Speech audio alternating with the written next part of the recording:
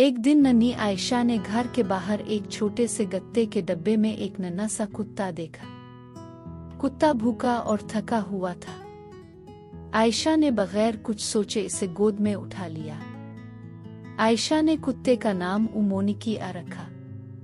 وہ روز اسے دودھ پلاتی اور اس کے ساتھ کھیلتی۔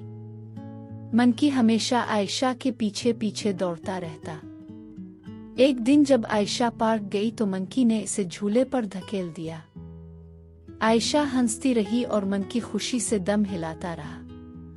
کبھی کبھار جب عائشہ اداس ہوتی منکی اپنے ننھے پنجے اس کے ہاتھ پر رکھ دیتا اور عائشہ مسکرا اٹھتی۔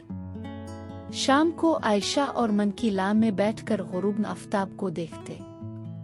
دونوں کی دوستی ایک خواب جیسی خوبصورت تھی۔ عائشہ جان گئی تھی کہ منکی نہ صرف اس کا کتا تھا بلکہ اس کا سب سے اچھا دوست بھی بن چکا تھا۔